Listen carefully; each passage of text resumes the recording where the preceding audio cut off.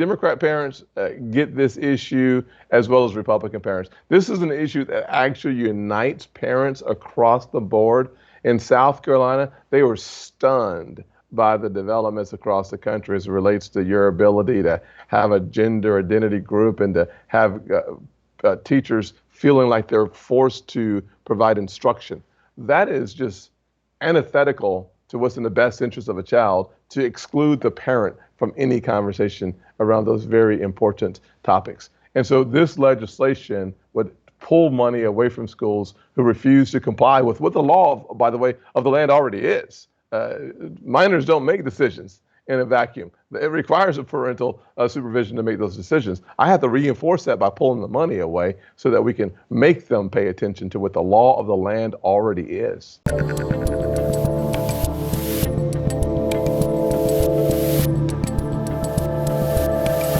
Dave Rubin, and joining me today is a senator from South Carolina, as well as the author of the new book, America, A Redemption Story, Choosing Hope, Creating Unity, Senator Tim Scott. Finally, welcome to the Rubin Report. Well, thank you, David. It's good to be with you. Thank you very much for having me. I look forward to our conversation. We have lots to talk about, but the good news is I'm excited to finally be on the show. Thanks for having me. Well, it goes both ways. We've been trying to get you on for quite some time. The schedules haven't quite matched up, but here we are. So let's dive right into it. Yes, sir. Because I want to talk about the book, but I obviously want to talk about current events and election and all of that stuff, and some of the things you're doing right now. But first, the general point of the book is positivity. It is decency. It is something that seemingly everyone talks about, but nobody does particularly well. I include myself in that sometimes. I try to do it. I often fail. Can you talk a little bit about how your life led you to writing something based in that idea? You know, Dave, the America, A Redemption Story is a book that I see as a positive view of the world as it is, not as I hope that it will be. The truth is that what I learned through life is that the pain that I've gone through has helped to clarify my purpose, that my obstacles have become the opportunities. And frankly, the mess I made of my life has become my message. So the truth is that, yes, it's a positive book, but it's not one of those pie in the sky hoping that something will be different than it is. It's the reality of what is. There is a way for us to bring forth a positive message in the midst of the chaos. And frankly, I'm sure we'll talk about inflation and some of the other challenges that we see today.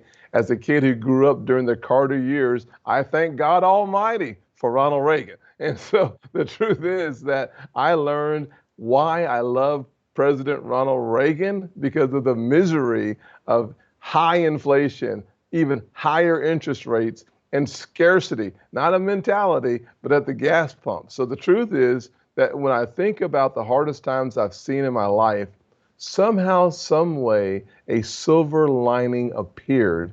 And that book talks about that silver lining in race. It talks about it with the former president. It talks about it in winning and losing elections. It talks about it through this economic challenge that we're going through right now. So I find the silver lining when it's there. When it's not there, I just tell the blunt truth that it's not there. So it can be tough to find the silver lining with so many of the things going on right now between inflation and supply chain and the war, not war in Ukraine and a whole bunch of other stuff.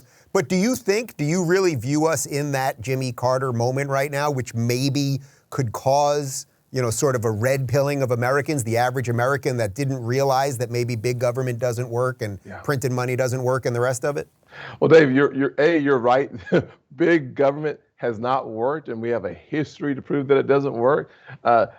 Inflation is led by this one concept that you talked about: spending money you don't have, buying things you don't need. How do we prove that? Well, $1.9 trillion on a COVID relief package with 1% for COVID vaccines. That led to pouring figurative gasoline on the fire, right? Give them some time when they're getting rid of our strategic reserves. Yeah. And then you go $1.2 trillion after that in an infrastructure bill that had 10% for roads and bridges over the next 5 years. You follow that up with a $739 billion plan called Inflation Reduction Act. And it's really the Inflation Acceleration Act. And not only does it accelerate inflation, but it actually adds more fuel to the fire by having the IRS comb through your file, so to speak, targeting people under $200,000 a year. So the truth is, this is like the Jimmy Carter years in that gas is high, inflation is high, and interest is creeping up. And that's a problem that causes the recession when combined with the overspending in Washington. So anytime I have a Republican on, congressman, senator, doesn't matter, I basically ask one question always, which is, do you think they are doing this intentionally? Do you believe that they think this stuff works, or is this, what people are calling sort of like a calculated implosion? Yeah, Dave, that's a great question. I can't say that the rank and file Democrats have a strategy to have the economy implode because of the pressure of inflation, the pressure of interest rates. What I can tell you is that the strategy to slow roll interest rate increases had a lot to do, from my perspective, of people being up for reappointment. It had something to do with trying to satisfy the whims and the wishes of the Biden administration. And that combination, whether intentional or not, led to an acceleration of inflation in a way that we haven't seen since the Carter years. So I don't imagine that they have a grand design to completely destroy the American economy. I do think they have a grand design to change the very DNA of the American people. When you look at what's happening, it's undeniable that what is clearly happening is a centralization in decision-making and in spending. When you take the power and the money and you put them in the same place, that is by design. And that is bad for everybody outside the Beltway. So when you talk to, or if you talk to, say, a Democrat governor, maybe I just fled California, now I live in the free state of Florida. Yes. If you were to talk to Gavin Newsom, or if you have talked to him, or just one of the Democrats, Hochul up in New York, Whitmer, whoever it might be, yeah. I mean, do they think what they're doing is good? I mean, putting aside whether it works or not, I mean, just the intention. I'm still unclear on this. I just can't figure it out. Well, Dave, I have to hope that their intentions are good. I don't know the mind of the person, so I try my best not to decide whether their intentions are good or not. But what I can tell you is that if you're living in California or Illinois, let me say it this way, Dave. In the words of the CEO of McDonald's, headquartered in Illinois, they are very concerned not just with the taxes, but with the violence. They literally say people are overdosing in our restaurants, that violent crime is happening in our restaurants. If this is the Chicago and the Illinois that is in our future, we're concerned that we can't stay. That should have reverberated throughout all of the country and specifically in Illinois. Governor Pritzker should have said, OMG, McDonald's is now speaking out about the crime. McDonald's is speaking out about overdoses in their restaurant. Whatever I'm doing in this state, I should apologize and quit. Or if I'm not going to do those two things, apologize and do a 180-degree turn in the opposite direction. Here's what we know works. We know that rule of law works. We know that an objective standard for the rule of law being applied equally works. We know that no bail doesn't work. We know that defunding the police doesn't work. We know that creating tribalism doesn't work. So if we know these things don't work, why does Gavin Newsom not know that? Why does Governor Pritzker not know that? I don't have an answer for what's going through their cranial cavity. I can tell you, it's time to stop. Yeah, and that's why I asked you sort of the same question in two ways, because when you see 350,000 people flee California, yes, which is what happened last year, you'd think Gavin might go, I don't know, maybe this has something to do with my policies. But okay, Toyota let's move. ran to Texas from California. I mean, yeah, Elon Musk is now in Texas. I mean, there are some breadcrumbs being left by some really smart people. They should just pick them up and see where they lead. I keep telling people I would have paid an entry fee to get into Florida. I don't want to give that. Now as a Floridian, I'm okay with that idea, but it's all right. So I want to talk about the Protect Kids Act because you are leading on this from a legislative standpoint related to all of the gender nonsense. But before we do that, let's do one other social justice thing. According to my notes here, you are black. Is that correct? My mother and my father have confirmed the fact. I am black. Okay. Well, but wait a minute, Senator. According to mainstream media, you can't be black and Republican. What's going on here? I have tried to figure that out. I looked at the polling information, and the polling suggests that there's 82% chance that I'm black, but the chances are 100%. Here's what's happening. And Dave, this is really simple. Anytime an African American who happens to be conservative starts making common sense on TV, the left must nullify the very existence of someone they wished was a unicorn. But I am not. I am real. I am not a fairy tale. I am really here in front of you. The truth is that the most dangerous sight they've ever seen is someone who actually fights for the very people they say they represent and produces results like opportunity zones.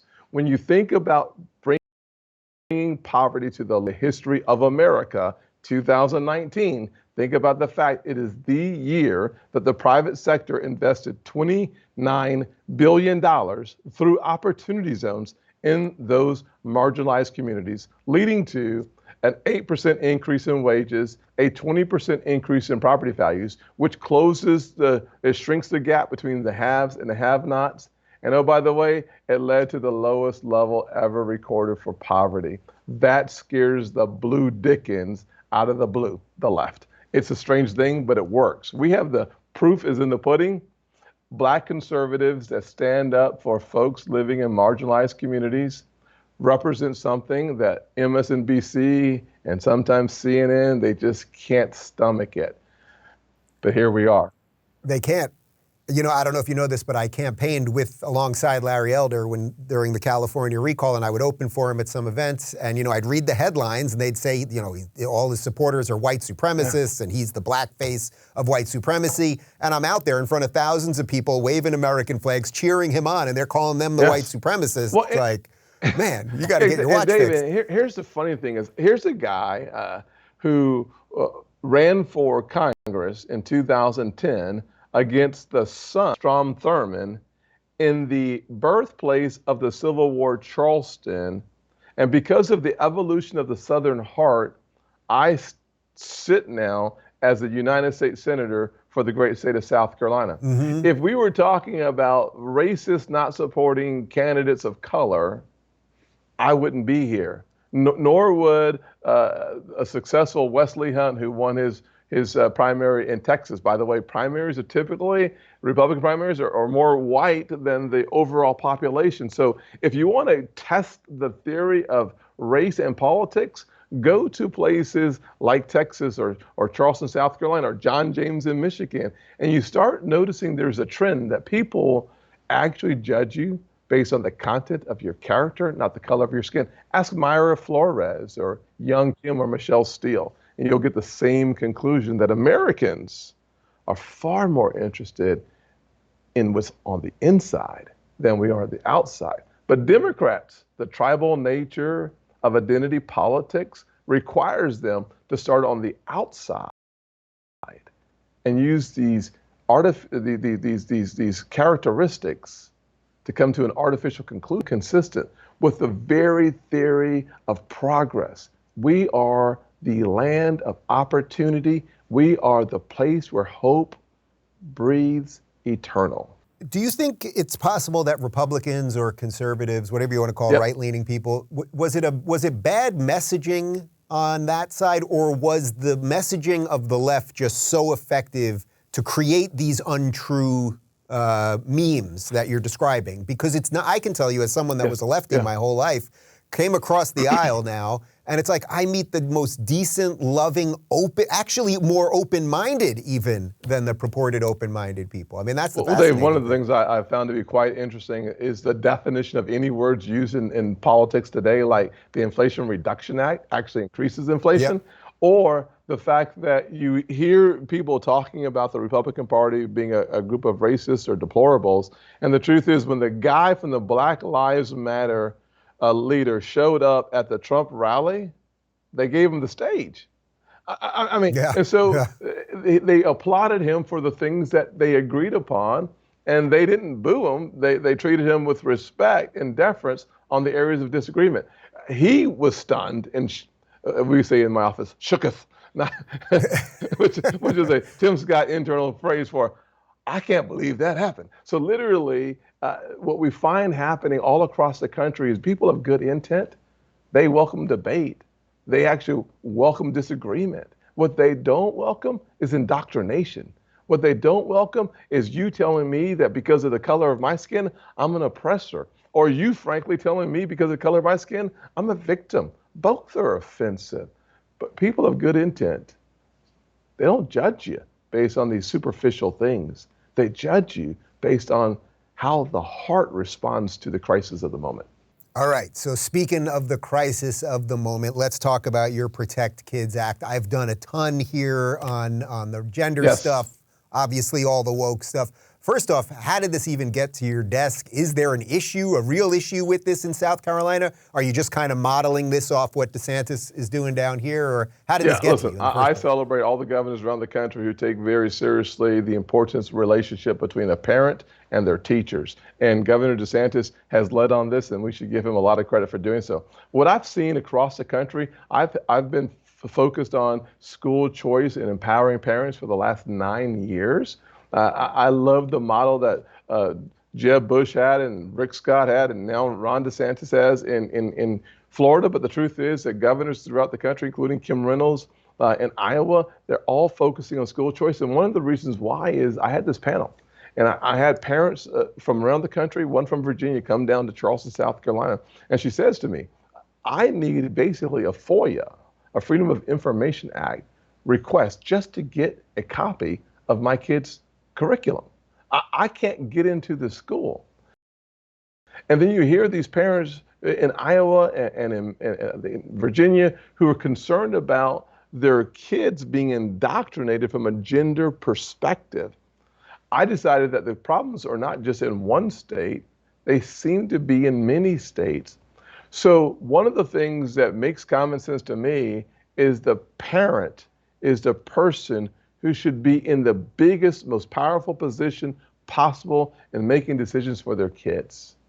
Big labor unions and bureaucrats are in the way of those parents making the decisions and then working with their teachers to carry that out. I want that to be nationwide, not in 1 or 2 states where the governors are taking that issue seriously. Every single state, when you're talking about a 12-year-old, the parents should be engaged in the decisions of their kids. That's just common sense in my household where I grew up. I wanted it to be common sense all across the country. When you talk to the Democrats in South Carolina and you bring this up and you talk about transparency and, okay, the power back to the parent, do any of them get it? I mean, again, I guess it sort of gets back to that other question we talked about. But to me, something about the one with kids maybe is a wake up, sort of like what we saw happen in Virginia with Youngkin winning when it didn't look like he was going to win just a couple weeks before the election. Absolutely. The parents do. I think parents, Democrat parents get this issue as well as Republican parents. This is an issue that actually unites parents across the board. In South Carolina, they were stunned by the developments across the country as it relates to your ability to have a gender identity group and to have teachers feeling like they're forced to provide instruction. That is just antithetical to what's in the best interest of a child, to exclude the parent from any conversation around those very important topics. And so this legislation would pull money away from schools who refuse to comply with what the law, by the way, of the land already is. Minors don't make decisions in a vacuum. It requires a parental supervision to make those decisions. I have to reinforce that by pulling the money away so that we can make them pay attention to what the law of the land already is. I always think it's funny because I remember when I was a kid, if they took us to the zoo or something at school, or we went down to DC, you'd have to have a parental slip. But somehow now, you got to sign it. You got to sign it. Yeah. But now you can literally talk to a kid about gender identity privately and hold it for 6 months. It's nuts. Senator, I should have asked you. I should have just Googled before I started. How old are you, if you don't mind me asking? Because I think we're roughly around. Yeah, today's my birthday. I am 57. Today's your birthday? Yes, sir. I said, what can I do to celebrate my birthday? And the only thing I could think of, Dave, was to have my people call you and beg you to have me on today. This is pretty sweet, man. This is pretty sweet. All right, so you're 57, yes, right? That's what you're probably 47. How old are you? 40? I'm 46. So we're close enough. You're sort of on the, I guess that would be like the high end of Gen X. I'm kind of right in the middle of it. But do you think, the reason I ask though is because as I'm listening to you and as I've heard many of your speeches before, it seems like the message that you've got and literally your age, that you are not in your late 70s, 80s, where we're being governed by all of these people, that it seems like our generation was supposed to take the reins and somehow we missed it. Did something happen there that skipped us over in a weird way? That's great. That's a really great question. I am one of the older generation Xers. That's true. I will say this, that I don't know what quite happened, by the way. I'm not sure if too many were asleep at the wheel and just missed that opportunity.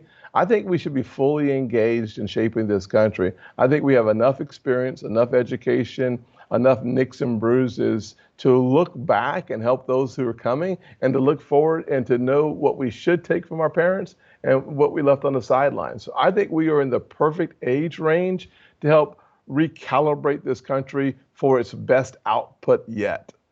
What do you make of the general thing that's happening across the country, which is that the states really do seem to be going in very different directions? I mean, I feel like I live in a different country, honestly. I don't mean that to be from California to Florida, you moved from almost a different country, it seems like. I mean, literally, 3,000 miles, but truly it feels like a different country. Obviously, if you live in South Carolina, that's going to feel very different than living in New York. COVID exacerbated a lot of that. Yes. Are you generally okay with that concept? Well, listen, I think we've had very unique and interesting times in American history where the states felt a tension that at some times was not healthy, and that we overcame that. I do think we're in another one of those moments where we're seeing the states divide amongst themselves naturally. I mean, the good news is when you can work and live where you want to, you move from California to Florida, or you should have stopped, by the way, in South Carolina and called it home. We say those folks who move from like New Jersey to Florida, and then they come back to South Carolina, that's what typically happens over time. We call those folks halfbacks. They went all the way down, they came halfway back. So Nikki Haley did a number on me too. It was on the list. It was on the list. Honestly, I have family in Florida, and that really was like the They can final move up sale. to South Carolina too, no problem. We have room for your family as well. We like red voting cards. They're great. I am a newly registered Republican for the first time in my life at 46 years old. I love it. So, all right, so let's do a little bit of projecting going forward here. Obviously, these midterms are coming. Most conventional thinking is there's going to be some kind of red wave. The incumbent party never does that well in the midterms. What do you think is going to happen? What do you want to happen? Well, if I had my druthers, we would win the Senate with about 2 or 3 seats to spare. We would have the House with when I came into the House in 2010, I think we had 63 new seats in the House. That was a banner year without any question. If I had it my way, we'd have that kind of a red tsunami. What I think is going to happen, I think we will control the House at the end of this election, and there is a decent chance that we can control the Senate as well. We need to execute on the field. The game is coming down to the last 2 minutes. The score is going to be close to tied, and I want to make sure that when you give the ball as a quarterback, you turn and you give your ball to your running back. I'm hoping that Herschel will be jumping over the goal line in the air with the ball secured, no fumbles, and wins back Georgia. And I'm very confident that Ted Budd will will do a 4 and out and score on his two-minute drills out there. And I'm hoping that Dr. Oz will be the coach on the sideline and drawing up the play and will execute as he was the Harvard quarterback. So maybe he'll scramble to the left and hit the receiver for a 3-yard score. And then J.D. Vance, I know he's a good author, so I'm not sure if he plays football, but he can kick the extra point, heck fire, and win that race. I got to tell you, I'm more of a basketball guy, yes. but the references are all working. Good.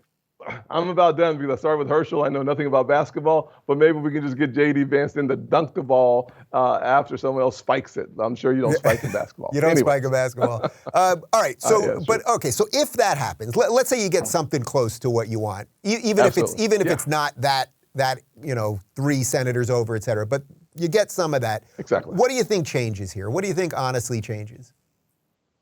Well, the first thing that should change if we control both houses is that we start oversight, an oversight objective to rein in this very unwieldy group of Democrats running this country in the Biden administration. They need oversight like a 3-year-old needs a parent to say, don't do this. I mean, literally, we need to bring the oversight hammer down. Number 2, we have to be the party of parents. The one thing that is manifest today throughout this country is that school choice and parental involvement is now more important than it's ever been before. I think it is 67% of Democrats, 68% of independents, 70% of African Americans, 74% of Hispanics, 80% of dual income working families all support some form of school choice. After looking at the devastating learning loss and the precipitous drop in scores, we have to lead for parents. That's the second thing we should do. And the third thing we have to do, in my opinion, is to control our southern border and build a physical impediment. It is a national security risk. It is a fentanyl and drug risk, and it is 2.5 million illegal crossing and illegal immigration risk. And finally, what is obvious to all of us, if you just turn the spending off, I believe inflation comes down in a real and manifest way. If you start talking about tax policy that makes sense and predictability in the regulatory state, people with certainty and predictability, they go back to creating jobs. They go back to making sure that they're making long-term investments. That helps to spur the economic engines in a way that attracts jobs back to America, and high-tech manufacturing and the STEM future becomes ours. I know that no senator wants to be asked this, much less on their birthday. But I mean, the national ambitions, it seems like you fit in there, man. I mean, it just seems like the message, the tone, as I said, the age, it seems right to me. Dave, I'll tell you, my national ambition is to travel this country for the next 7 weeks and my home state in order to win the majorities in the House and the Senate. I am a guy that I figured out one thing several years ago. Applying for jobs is the worst way to get a job. The best way to get a job is to do that job like no one's ever done it before. And that's one of the reasons why in the last 3 weeks or so, I've been to Florence and Myrtle Beach and Columbia and Charleston and Anderson, South Carolina, as well as Rock Hill. And I'll be in Greenville and Spartanburg and Columbia again in the next couple of weeks, but I'm also in Iowa, Nebraska, Wisconsin, Michigan, Tennessee, Florida, Georgia, and North Carolina in the last just few weeks. And I'll do more of the same in the next few weeks because I believe that the most important thing I can do with my time and my good health is to invest it in the future of America, because one day there will be kids like yours running this country, and we need to make sure they start off looking at the city on the hill. That doesn't happen on accident. And I think for the last few years, we thought it did. Is that the sort of scariest part of what's going on, that we seemingly have given up just what that flag right behind you represents? Just almost like that, like we Absolutely. just don't, I know we do and the people watching this, but so much of the ethos of America seems to have given up on that dream and that aspirational message. There's something about, and I don't mean this to be negative and I don't mean this to be insulting, I just mean it to be real. This concept of being a global citizen where everything is all merged together is really unhealthy for the United States of America. The thing that has always been a part of American exceptionalism is not standing apart only, it's standing above. It's leading the world, not being a part of it. I want to help other countries succeed beyond their wildest imagination, but that starts by having America succeeding beyond our wildest imagination. We are the standard. When the standard becomes average, the world becomes subpar. Senator, I'm going to let you go because it's your birthday, and I said a half hour, and we're right there. What do you do on your 57th birthday besides hang out with Dave Rubin? I mean, what's going on tonight? I assume you're getting out of the office in a minute. You know, I am. I'm going to leave the office. I'm actually going to go for a little bit of a run, and then I'm going to have dinner and contemplate the future. I love just doing goal setting. I did it before I became a member of Congress. It's one of the things I do on my birthday. I love just thinking about the next 12 months and how to make my 50s fabulous. And a part of that, I will decide the next 12 months tonight. Senator, I hope your predictions are right, and I'm glad we finally got to do this. I hope we can do it in person sometime. Happy birthday to you. Thank you, Dave. God bless you, and congratulations on being a brand new father. Maybe again, but 5 First weeks one. old. I'm going to bed right now. First one. There you go. Thanks. God bless you. Take care. If you're looking for more honest and thoughtful conversations about politics instead of nonstop yelling, check out our politics playlist. And if you want to watch full interviews on a variety of topics, watch our full episode playlist, all right over here. And to get notified of all future videos, be sure to subscribe and click the notification bell.